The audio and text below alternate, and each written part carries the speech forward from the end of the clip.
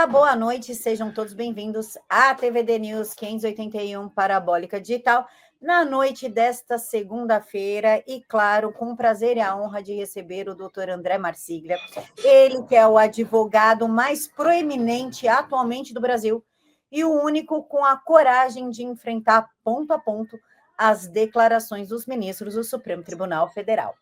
Doutor, boa noite, muito obrigada por aceitar falar conosco. Boa noite, Camila. É um prazer estar contigo, com toda a sua audiência. Doutor, já começo com o seu tweet que causou aí um reboliço na mídia e na cabeça dos nossos queridos togados. O senhor debateu item por item 8 erros jurídicos na nota do Barroso, que ele respondeu à matéria do The Economist. O senhor pode falar a respeito desses pontos? O que me chamou a atenção também nesse tweet do senhor foi o que o senhor falou, que além de ser uma das piores notas já divulgadas pelo ministro, também é errado fazer isso através de nota oficial, rebater uma matéria usando uma nota oficial. O senhor pode exemplificar para a gente esses pontos? Não, claro. Olha, pois é, o ponto é o seguinte, né? A imprensa, ela é livre para se manifestar sobre o que ela quiser ou sobre quem ela quiser. Então, quando um tribunal que representa uma instituição abstrata, ele não está ali, o tribunal, ou uma nota oficial de um tribunal, ele não está ali para defender o João ou a Maria, o Barroso ou o Moraes, ele está ali para defender a gente. A instituição somos nós. Nós damos legitimidade ao tribunal para que ele seja o que é. Os ministros estão lá como empregados dessa instituição que nós legitimamos. Então, uma nota oficial da entidade não tem de surgir para defender ministro, tem de surgir para defender a gente, para defender a coletividade, para defender o direito, para defender a Constituição. Isso é um grande erro, ele sair, essa nota oficial sair em defesa de uma visão de mundo ou de uma forma de enxergar as coisas de determinados ministros. Será que todos eles pensam a mesma coisa? Será que todos eles pensam igual?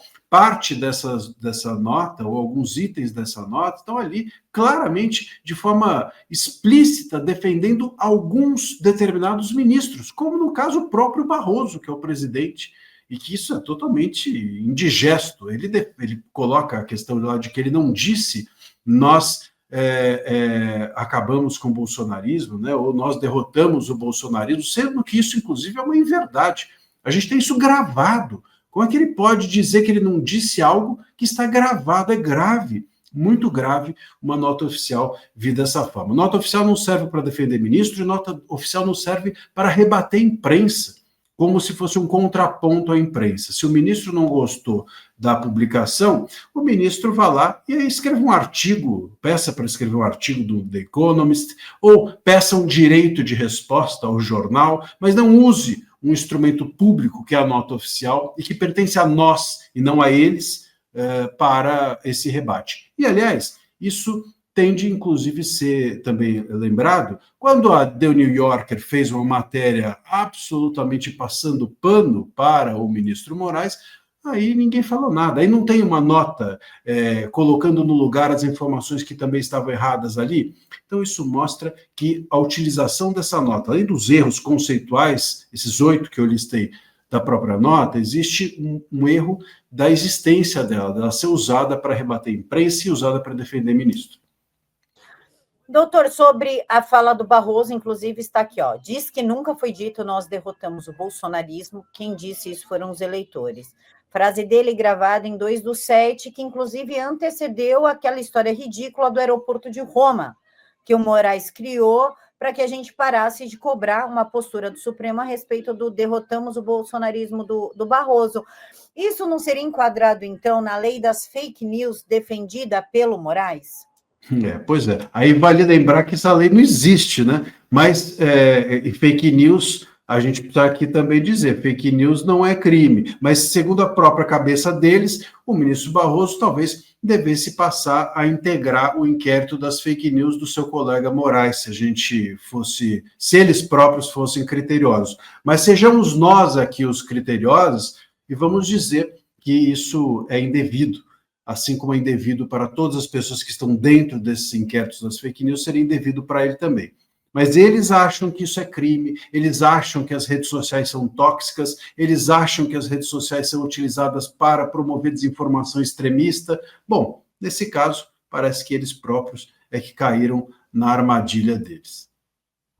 Doutor, outro fator interessante no seu tweet, todos os itens são, mas eu só estou destacando os que mais nos causam um certo incômodo, foi ele falar que a nota diz que foi preciso um STF independente para evitar ameaças à democracia, como os atos do dia 8 e a alegada tentativa de golpe. O STF ele não tomou nenhuma providência na semana passada, que teve um quebra-quebra, inclusive um confronto entre o pessoal do PSOL e a polícia. Por que só nesse caso, no 8, que a mesma coisa aconteceu recentemente, eles não falaram nada. Só no caso do 8 de janeiro que eles estão falando em ameaça à democracia, e o STF, ele já não é por lei independente? Os poderes são independentes e harmônicos entre si? Exatamente. Isso mostra bem, Camila, como eles confundem a instituição com o exercício que eles fazem da instituição. Ou seja, a instituição ela é abstrata e é nossa, mas eles acreditam que aquilo que eles fazem dentro da instituição é algo deles, né? Então, nós defendemos ameaças à democracia, o nosso STF é independente, é assim que ele quer dizer, é isso que quer dizer essa parte da nota, né? Nós estamos aqui e somos os ministros, nós criamos um tribunal independente. Eles não são mais importantes que o tribunal é mais importante que eles, o tribunal não é eles, nós somos o tribunal. E é isso que parece que não entra na cabeça do ministro Barroso e nem de nenhum desses ministros que estão lá, né? Eles acreditam que, enfim, passaram a fazer do tribunal um pouco a sua casa, a tratar as questões constitucionais de acordo com a sua cabeça. Nós subjetivamos o direito constitucional.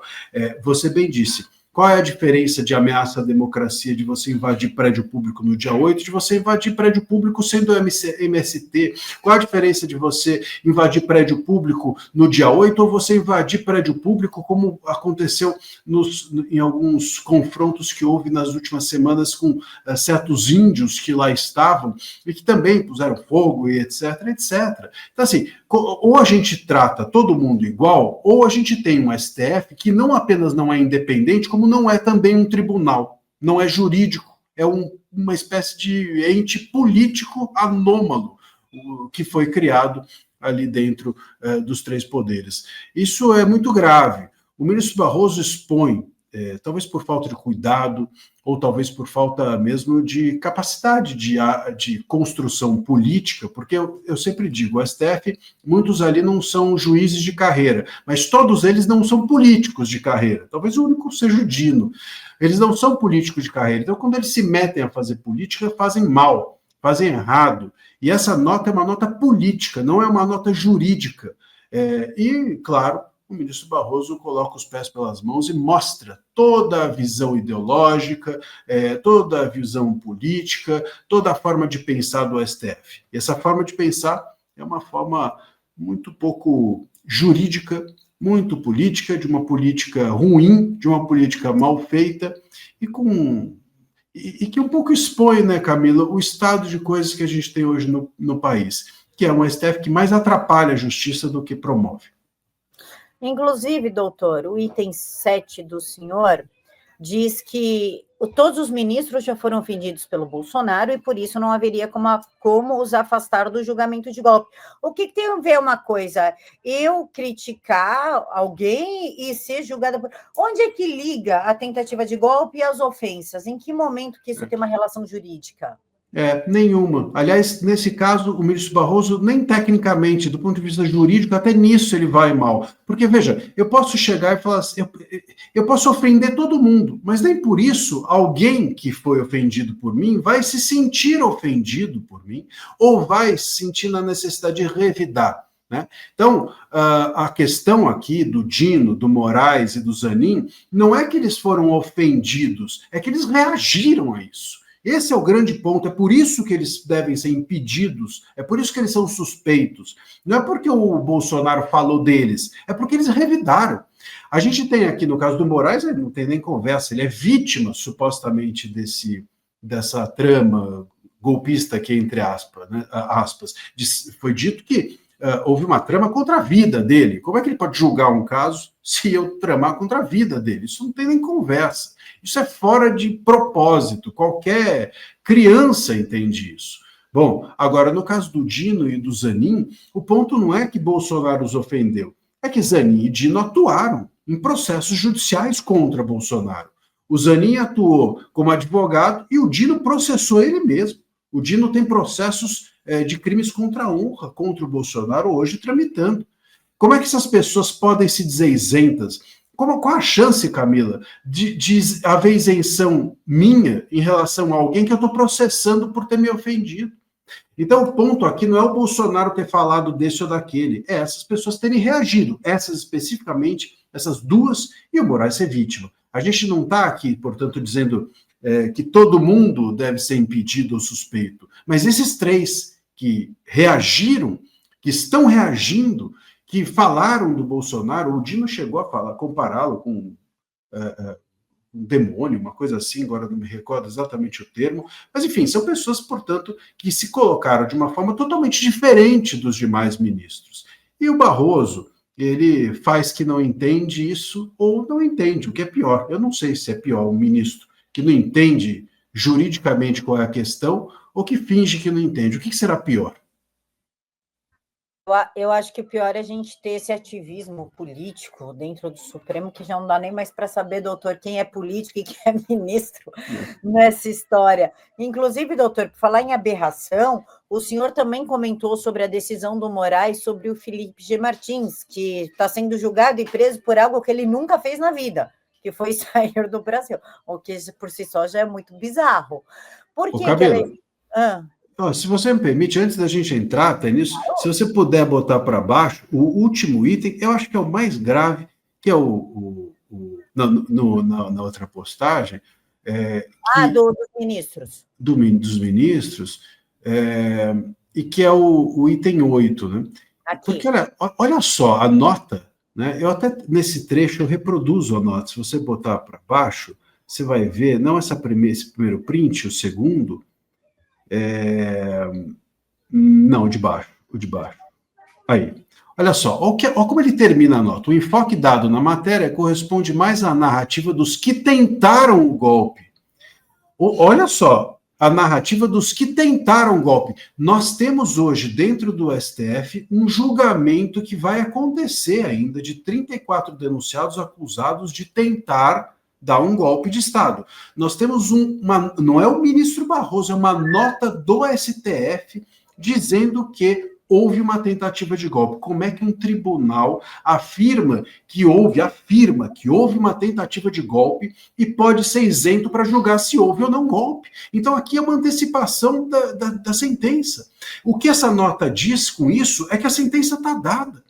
É que o tribunal já decidiu e não contou para a gente. É muito grave, é para ontem que os advogados dos denunciados devem se manifestar sobre isso e que o STF tem de prestar contas. Como é que eles pré-julgam, antecipam o julgamento de um caso que está sob exame deles, de se houve ou não tentativa por parte desses denunciados e também dos réus do dia 8, como é que eles podem estar sendo julgados por algo que numa nota oficial o STF afirma que houve? É a mesma coisa, por exemplo, de você estar sendo julgado pelo tribunal, sei lá, vamos colocar o Tribunal de São Paulo, tá te julgando se você cometeu ou não um assassinato. Aí você vai lá e sai uma nota deles dizendo que você é um assassino. Pô, isso não pode. Óbvio que não pode. Esse tribunal, portanto, não tem mais legitimidade para julgar essas pessoas. Doutor, sobre esse último trechinho, a gente também não pode entender como um recado para o Bolsonaro? Houve golpe e o senhor vai ser preso daqui a pouco, assim como os outros 34 que estão sendo julgados? Com certeza, com certeza. Esse é o recado. Eu não sei se é um recado de propósito. Eu acho que eles têm dito isso, né? a todo tempo, de alguma maneira indireta. Mas dizer isso de uma forma direta, por meio de uma nota da entidade, veja, não é uma nota do Barroso, não é que o Barroso escreveu um artigo, não é que o Barroso foi pego numa entrevista ali passando na rua, não, é uma nota do STF, uma nota do órgão, uma nota oficial. Isso é muito grave. Se eles fizeram isso de propósito, bom, então aí realmente eles largaram a mão e não tem mais nenhum pudor, nenhum zero. Porque a gente tem visto os ministros se manifestarem e já é errado. Agora, o tribunal, a entidade se manifestar, isso é gravíssimo e não pode ficar por isso mesmo. O STF deve prestar contas disso. Como é que ele julga algo e se posiciona formalmente em favor de um dos lados? É isso. O STF aqui escolheu um lado. A entidade, não é o ministro, hein? Não é o presidente Barroso, é o STF. Essa nota é do STF. Escolheu um lado e um lado de um caso que está ainda sob exame deles. É um desrespeito a nós, é um desrespeito aos denunciados, é um desrespeito aos colegas do ministro que estão lá fazendo um trabalho. Para quê? Para que eles estão fazendo todo esse trabalho? Para que a gente vai ter esse julgamento se está julgado? Para que se está? É um desrespeito a todos que estão envolvidos nisso e é um desrespeito à democracia. Isso sim é um ato que atenta contra a democracia. A entidade pré-julgar um caso que está nas mãos dos ministros. Se esse caso está julgado, se a sentença está pronta, então pronto. Então vamos jogar fora a democracia e parar de gastar dinheiro com os ministros. Ué, não precisa de julgamento, já está julgado. Então, pelo menos, economiza-se o gasto público e parem de dizer para a gente que isso é uma democracia. Se o caso está julgado, se não precisa, se os ministros não vão se dar o trabalho, se não vale nada o trabalho que está sendo feito de 5 ministros se debruçarem, ouvirem provas, os advogados apresentarem suas visões, sustentação oral, ouvir testemunhas. Se está tudo julgado, então desculpa, isso não é democracia. E desculpa, então estamos gastando dinheiro à toa com toda essa parafernália burocrática para nada. Doutor, essa nota, usando o nome da instituição, o Supremo Tribunal Federal, não mostra para a sociedade que nós estamos mais unidos do que nunca? Vocês não têm voz e quem manda aqui somos nós. Tipo, esquece legislativo, esquece tudo. Agora tudo se concentra no Supremo porque nós somos unidos, que também rebate algumas matérias, algumas notas que andaram saindo sobre o Supremo está um pouco balançado com as últimas ações do Moraes. Não mostra uma força de união? Olha, Camila, é curioso. Eu tenho uma visão que é quase oposta a essa, na verdade. Eu acho que mostra uma fragilidade. E por que mostra uma fragilidade? Seria uma demonstração de força ou de união, eles ficaram quietos. O tribunal é que nem quando você passa na rua e alguém te xinga. Se você sai e revida, você é o frágil, né? O forte, ele não se importa com aquilo. Se o tribunal tivesse fortalecido, se sentindo fortalecido, ele ia olhar para isso e falar assim, que se dane, falem de mim, o que me importa aqui que uma revista falou da gente? Nós somos uma instituição. O problema é que o STF está dentro do Brasil, como uma dos itens aí que eu mostrei, com quase 50% das pessoas entendendo que o STF não tem credibilidade. No Sul, esse índice chega a 60%, então não é qualquer coisa. O STF está com uma crise de credibilidade grande interna, ele tem passado do ponto demais, inclusive internacionalmente, então ele não está mais perseguindo bolsonaristas ou extremistas de direita, como eles gostam de falar. A gente está diante aqui de aberrações que vão começando a atingir a Starlink, como no caso do X. Mas aí é um extremista.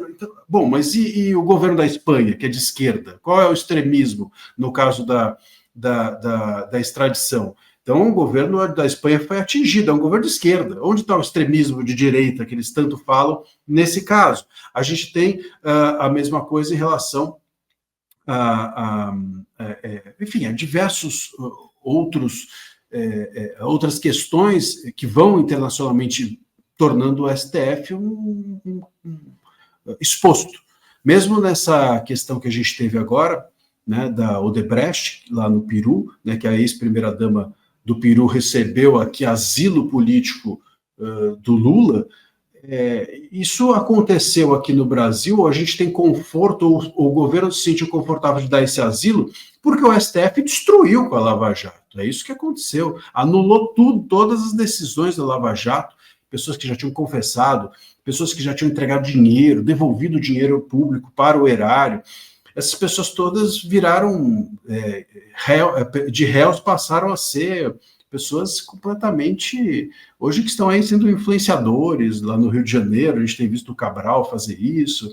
Então, tudo isso foi também por meio do STF e pegou muito mal lá fora. O STF está muito exposto lá fora, e eu acho que é isso que tem levado a essas respostas como a do Barroso, uma fragilidade em razão de vira e mexe internacionalmente o STF está sendo exposto. Inclusive, eu acho que até a matéria do New Yorker, que foi uma babação de ovo, vamos dizer assim, ao STF foi também feita ou foi também topada, porque eles estão precisando contar lá fora que eles são bacanas, porque aqui dentro talvez já ninguém mais acredite. Doutor, antes de falar do Felipe, o senhor tocou no caso da Espanha. Por causa do Moraes, a gente não entrou numa crise diplomática, porque até o povo de esquerda criticou essa decisão dele. Pareceu uma coisa extremamente infantil. Parece que ele não tem maturidade para ocupar o cargo que ele ocupa. Isso não cria uma rusga entre Brasil e Espanha? Com certeza, cria uma rusga, porque não apenas a decisão foi errada, como também, primeiro, nós soltamos um narcotraficante que andava com 52 quilos de drogas, né? Então, isso é indefensável. Mas não apenas do ponto de vista técnico é indefensável, mas do ponto de vista diplomático cria um problema. O Moraes chegou a intimar o embaixador a se manifestar. Em 5 dias, dar explicações sobre por que ele descumpriu o tratado, sendo que quem estava descumprindo o tratado era o Moraes. Então, cria um problema diplomático que depois o Brasil vai ter de se haver com a Espanha para resolver. Já tínhamos um problema diplomático criado com os Estados Unidos, você vai se lembrar que a Anuma teve que fazer uma nota do Itamaraty defendendo o STF alguns meses atrás, agora essa nova questão com a Espanha, e é isso que eu estou dizendo. De alguma forma, o STF vai passando a ser exposto internacionalmente, e aí os ministros se sentem fragilizados de tal forma que precisam rebater entrevista ou matéria jornalística de revista. Imagina só se nós fizermos aqui no Brasil uma matéria sobre a Suprema Corte norte-americana, ou no México, ou onde for, e a Suprema Corte fizer uma nota oficial explicando que a matéria está errada. Olha o ridículo da situação, olha como você desce um degrau, você se rebaixa em relação a essa nota. Por isso que eu digo que é uma imensa fragilidade. Mas isso é decorrência desses problemas que nós temos criados, que o STF tem criado, com governos dos países do exterior, né? Norte-americano e agora a Espanha. E isso parece que é uma tendência. Acho que o STF ele cansou de fazer bobagem aqui dentro, agora começa a sua carreira, a sua turnê no exterior. É uma turnê internacional de erros jurídicos do STF. Doutor, tendo em vista tudo isso que nós e carreira solo, né? Porque é tudo monocrático, né? Carreira solo também dos ministros dessa turnê. Vendo tudo isso, inclusive agora o Moraes fazendo tour internacional de destruição de imagem, a gente começa a pensar, né? Não sei se isso está dentro da lei, mas imaginar que talvez ele esteja passando aí por um sofrimento psiquiátrico, né? Não estou acusando o ministro de nada e nem dando laudo de nada, mas que, como cidadã, me causa aí uma estranheza alguém se colocar à frente de tanta asneira. Não existe uma forma de obrigar o Senado a pedir um relatório psiquiátrico dele e, por consequência, afastá-lo para tratamento? Porque uma hora ele vai ser ele já está sendo um risco à sociedade, uma hora ele vai acabar sendo um risco a si mesmo. Eu não acho que tenha especificamente algum problema nesse caso psiquiátrico ou qualquer coisa assim. Se a gente observar, o que está acontecendo hoje não é diferente do que acontecia em 2019. A mudança é o tamanho do poder e do impacto das decisões. Então, inicialmente foi feito com outro jornalista, que eles chamavam lá de blogueiro, depois isso atingiu políticos, depois foi atingindo... Agora a gente chega a revistas, aí as revistas, também lá em 2019, tivemos revistas censuradas como a Cruzoé, agora a gente está tentando fazer isso com revistas internacionais, então vai crescendo o âmbito da atuação do STF, mas o modus operandi é o mesmo. As ilegalidades que nós temos hoje praticadas pelos ministros são as mesmas que nós temos praticadas desde 2019. Não mudou nada. O que mudou é o tamanho daquilo que é atingido e o impacto que isso causa. Mas a forma de agir é a mesma. É a mesma. E isso deve fazer também com que nós todos façamos um meia-culpa, porque lá atrás, quando em 2019 isso ocorria, muitos de nós ficamos calados, e aí vai mídia, políticos, jornalistas, ficamos calados, achando, né? Quantas vezes você não viu já editorial de jornalão aí dizendo foi muito importante o inquérito das fake news, mas agora já está demais. Não foi muito importante, foi um absurdo o inquérito das fake news. Não teve nenhuma importância, é uma aberração jurídica desde o seu início. Mas houve uma passação de pano gigante e os ministros foram se sentindo à vontade. É que nem criança. Você chega para o teu filho e permite que ele risque a parede de um quarto, amanhã ele risca a casa inteira. Ele está fazendo a mesma coisa, só que você foi permitindo que ele ampliasse a sua atuação. É o que está acontecendo com a STF. Inclusive, doutor, o senhor falou que muita gente não falou nada. O senhor se posicionou, escreveu até um livro, arriscando, inclusive, a sua carreira, né? Porque o senhor poderia ter sofrido aí uma sanção bizarra, absurda, que é a censura por toda parte, os bastidores jurídicos do inquérito das fake news e a nova onda repressora que assola o Brasil. O senhor não ficou com medo de escrever esse livro? Olha o que está acontecendo com o Felipe de Martins, sendo julgado por algo que ele nunca fez. O senhor não ficou meio... Eu acho que isso pode vir a me prejudicar, acabar preso? Olha, Camila, eu vou te responder isso de duas formas. A primeira, eu até disse isso na última vez no Fórum da Liberdade, lá em Porto Alegre, e eu disse o seguinte: se eu estou falando da Constituição, a todo momento eu estou contando o que acontece, estou me baseando em fatos e nas leis. Se eu for preso porque eu estou falando das leis, então talvez o lugar certo, melhor para se estar, seja preso. Porque sem liberdade você não pode falar de lei, então talvez ser preso seja um melhor lugar para se estar. Agora, sobre esse livro, muita gente fala também para mim assim, se tivesse censura no Brasil, você não poderia estar escrevendo esse livro, você não poderia estar falando o que você fala. E eu sempre digo, a questão da censura é o que eu não falei, ou o que eu estou deixando de falar, ou o que eu deixei de incluir nesse livro. Esse livro, por exemplo, é um livro que eu gostaria muito de, em algum momento, publicar tudo o que eu deveria publicar aí.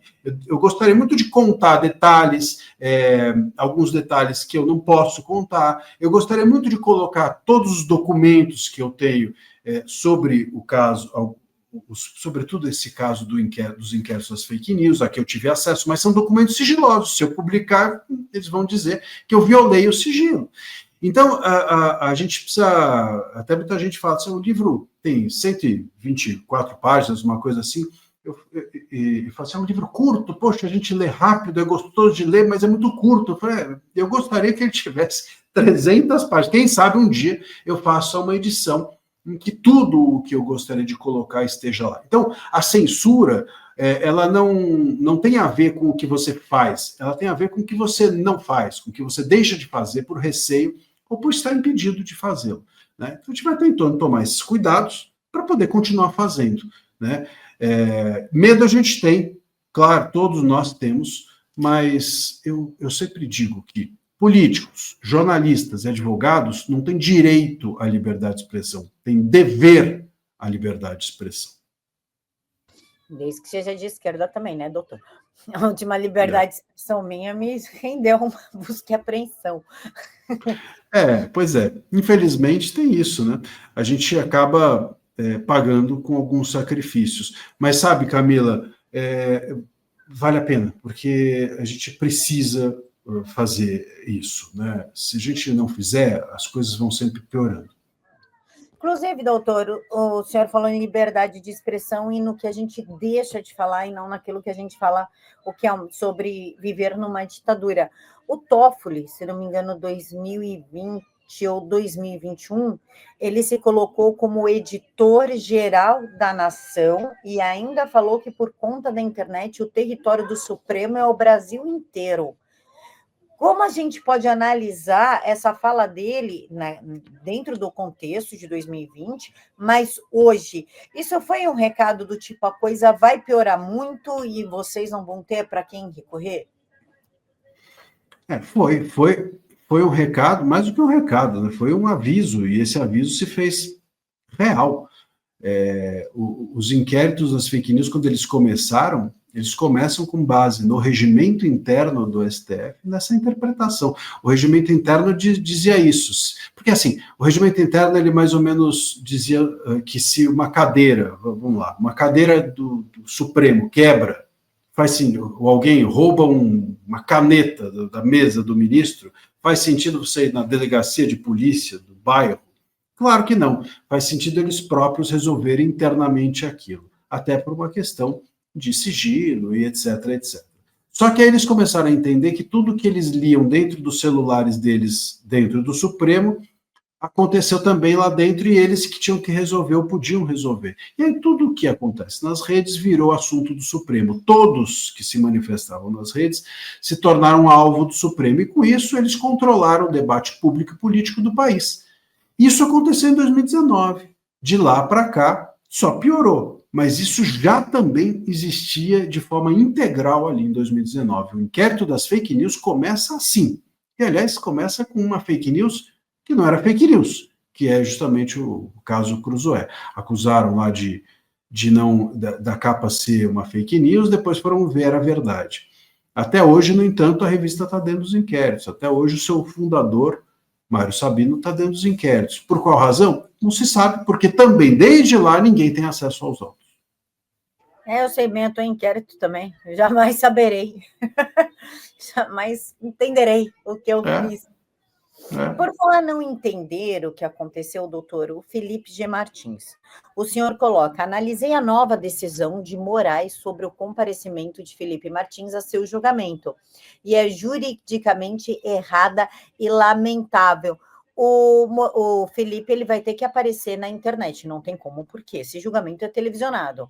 Uma das decisões é que o Felipe não apareça na internet, inclusive vai ter que pagar uma multa, porque apareceu de fundo num vídeo. Como que a gente lida com isso e quais são os erros? O senhor elencou 5. Quais são os erros? Não dá para ele aparecer, ele não vai poder ir. É uma armadilha isso, né? Então, eu imagino que o Felipe Martins não vá, porque é mais ou menos assim, eu concedo um benefício para você vir até a minha casa. Posso ir até a tua casa? Pode. Quando você chegar, eu dou um tiro em você. Bom, então você não é um benefício, é uma armadilha. Então, assim, é óbvio, claro, estou aqui... Só uma analogia. Claro que não é, as situações não são comparáveis, mas ele está dizendo claramente ali que se ele chegar e for filmado por terceiros, ele pode ser preso. Qual é a chance dele não ser filmado por terceiros? Impossível. Como é que ele controla que terceiros o filme? Impossível. O que você vai fazer? Vai se mandar a imprensa embora? O que o ministro quer? Que os advogados do Felipe Martins batam nos jornalistas para que eles não filmem, impeçam, arranquem as câmeras, os microfones, que isso é uma loucura. É claro que ele não tem como lidar com isso e resolver. Portanto, se ele for, ele vai ser preso. Então, a gente está diante aqui de um benefício que não é um benefício, que é uma armadilha, é mais um desestímulo para que ele não compareça. O que a defesa do Felipe Martins fez, porque havia essa cautelar dizendo que o Felipe Martins, já anterior, uma cautelar dada quando ele foi solto, entre aspas, porque ele não foi solto. Entregaram a ele uma prisão sem grades. Né? Ele ficou em casa, mas as grades não estavam. Mas todo o resto da prisão estava. Todos os elementos da prisão estavam. Então, a prisão é uma liberdade mais ou menos. E aí ele já tinha a cautelar de que ele não podia dar entrevista. Ele estava impedido de dar entrevista. Agora, os advogados, então, por isso que veio essa nova decisão, os advogados pediram o seguinte, e acho que estão certos, é correto, claro. Os advogados chegaram e falaram assim, se terceiros filmarem o Felipe Martins, se o Felipe Martins for filmado pela imprensa, ele não pode ser responsabilizado por isso. O Moraes deu a decisão dizendo ninguém pode filmar o Felipe Martins. Se ele for filmado por terceiros, ele pode ser preso. Então, é isso, é uma decisão medieval, né? Porque você não pode ser punido pelo ato de um terceiro. Como é que você pode ser preso pelo ato de um terceiro? Como é que, por exemplo, alguém pode impor a mim uma restrição que eu não consigo controlar? Alguém chegar para mim e falar assim, olha, você, Marcília, está aqui solto, mas se você sair na rua e chover, você é preso. Como é que eu controlo isso? Né? Então é isso. Como é que ele pode controlar que alguém o filme? Não tem como controlar. Então é uma punição medieval, absolutamente medieval, e que faz com que ele seja impedido, na prática, de comparecer ao próprio julgamento. Doutor, mas já não é medieval o fato do Felipe estar preso? Porque, querendo ou não, ele ainda está preso, ele está de tornozeleira. Se ele não cometeu nada, isso foi uma fake news propagada pelo Guilherme Amado no Metrópole, e aí ele foi preso e achado dentro do Brasil, inclusive. Isso já não é medieval, prender uma pessoa por um ato que ela não cometeu? Fora isso, né? Estamos aqui analisando os frutos de uma árvore que já está errada, que já é ilegal em si. Né? Essa prisão do Felipe Martins, ela em si já é irregular pelos seus próprios méritos. E vale lembrar que ele, inclusive, ficou preso mais de 6 meses, um pouco mais de 6 meses, sem sequer haver uma denúncia. Ou seja, ele ficou preso preventivamente, sem saber por quê. Não tinha uma denúncia, não tinha ninguém dizendo, o seu crime é esse aqui. Então a pessoa fica 6 meses presa sem saber a razão. Né? Mas ele foi viajar, tudo especulação. Ninguém dizia exatamente o que estava acontecendo. Infelizmente é isso. O caso Felipe Martins, assim como o caso Alan dos Santos, assim como o caso Daniel Silveira, é muito mais a pessoa do que o que ela fez ou não fez. Há uma pessoalização aqui que essas pessoas acabam sendo perseguidas. É isso, não tem outra palavra. Doutor, e a última pergunta que o senhor me deu o gancho, que nós não podemos ser responsabilizados por atos de terceiro. Esse julgamento do presidente Bolsonaro não é culpá-lo por atos de terceiro, porque nem no Brasil ele estava, quando houve a invasão do Congresso, não tem uma declaração dele mandando invadir, depredar, mas não tem nada. Não é responsabilizar ele por atos de terceiros? O Bolsonaro ele está sendo acusado como mandante, né, dos atos do dia 8. Aí você vai ver lá o que eles dizem, quais foram os atos para que ele fosse o mandante. Os atos são, ele fez reuniões, ele fez lives e ele fez postagens nas redes sociais. Ou seja, ele usou a liberdade de expressão dele. Então, liberdade de expressão para a PGR é você ser mandante dos outros. Mas isso incitou o pessoal do ato do dia 8. Quando houve o ato do dia 8, o Bolsonaro sequer se manifestou. Ele ficou em silêncio. Aí algumas pessoas dizem, mas ele poderia ter dito para eles não irem lá. Bom, você não pode ser punido porque você não disse algo. As pessoas, elas inventam umas coisas que, enfim, são incríveis. Se a gente for olhar, por exemplo, quando houve o ato do Capitólio, no caso do Trump, o Trump, ele dialogou tuitou e etc., quando estava havendo aqueles atos, e ele foi inocentado. Aqui no Brasil, o Bolsonaro não fala nada e ele está sendo punido. Então, é assim que a gente lida com as coisas. Não tem como você punir uma pessoa por não dizer algo e não tem como você punir uma pessoa por ter exercido a sua liberdade de expressão. O Bolsonaro, se você pegar o que ele falou o que ele pensava. Qual vai ser a consequência a partir do que ele pensa?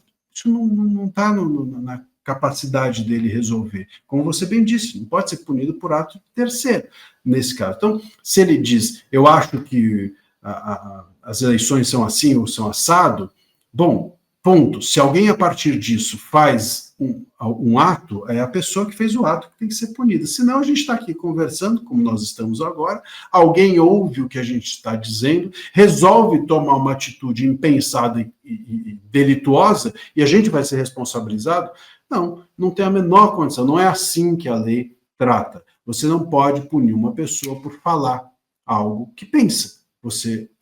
Se aquela pessoa, a partir do que você disse, tomou uma atitude, esse é um ato exclusivo dessa pessoa. Se os réus do dia 8 resolveram fazer o que fizeram, então eles têm de ser punidos pelo que fizeram, e não o Bolsonaro. Aliás, é uma coisa curiosa a respeito disso, e vale a gente dizer, esse pessoal do dia 8, os réus do dia 8, estão sendo punidos por crimes multitudinários, que a gente fala, ou seja, como se fosse uma massa só.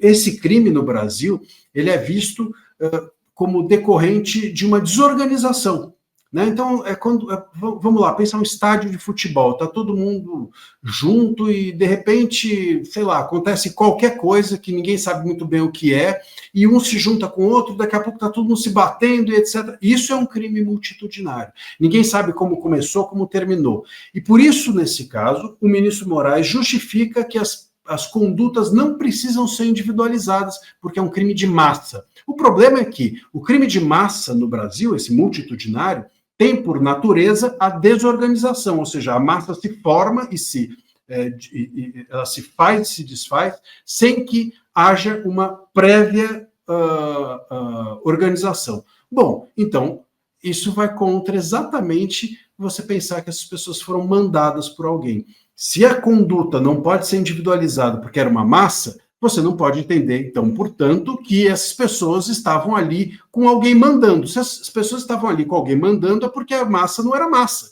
Eram condutas definidas e que precisam ser individualizadas. Então, assim, juridicamente, a peça da PGR é ruim, é inepta. E, enfim, espero que as defesas possam fazer essas alegações para mostrar que essas contradições todas.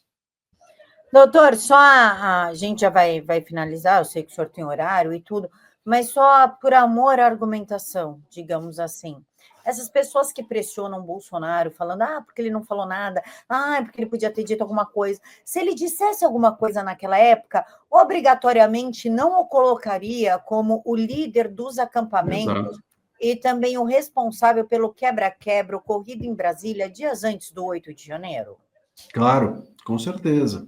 Com certeza, não tem escapatória, né? Porque se ele não fala algo, ele deixou de falar e deixou de evitar, portanto, um ilícito. Se ele falasse e desse certo, eles iam dizer que ele vetou o ato, mas ele é o comandante de pessoas dispostas a tudo. E se o ato não tivesse evitado, ele tivesse falado, iam dizer que ele assumiu que comandava aquelas pessoas. Então não tinha o que fazer. Eles criaram uma situação em que o Bolsonaro, de uma forma ou de outra, tinha de ser o culpado. Era o destino dele, dado aí pelos envolvidos no caso. Os verdadeiros envolvidos, que são os acusadores. Seria uma grande cama de gato, né, doutor? É isso. Por isso que a gente precisa entender que o grande golpe em curso no país é você acusar as pessoas do que elas não fizeram, é você não corroer as instituições ao não permitir ampla defesa, é você gerar narrativas das quais você não consegue se desfazer, enfim, usar o Estado para fazer com que pessoas fiquem soltas ou presas, estejam no tabuleiro político ou não, isso é que sim desestrutura a democracia. Doutor, com perdão do que eu vou falar, Supremo, doutor, não tem nada a ver com a minha observação, sou responsável pelo que eu falo, nós estamos num verdadeiro palco stalinista, né? Nós voltamos àquela época de Stalin, né? Infelizmente hoje o Estado ele está estruturado para acusar essas pessoas. Isso está claro, aliás, a gente voltando ao início, a nota do STF deixa isso claro ao antecipar que já entende-se que aquelas pessoas cometeram o crime, né? Elas são para ser julgadas, mas eles já entendem que cometeram, ao dizer que houve uma tentativa de golpe. Então, é difícil acreditar na justiça dessa forma. Doutor, o senhor me pediu um tempo, a gente acabou se estendendo, peço desculpas, mas quero agradecer a presença do senhor, ter aceitado o convite, porque para nós é uma honra compartilhar o seu conhecimento, tê-lo aqui conosco. É uma pessoa corajosa, né? Não se ajoelha para os mandos e desmandos e que enfrenta cara a cara o verdadeiro terror desse país, que é a censura que está se institucionalizando cada vez mais. Muito obrigada. Eu que agradeço, Camila. Um abraço a todos. Pessoal, uma boa noite. A gente se encontra amanhã neste mesmo horário, neste canal. Fiquem todos com Deus e até mais.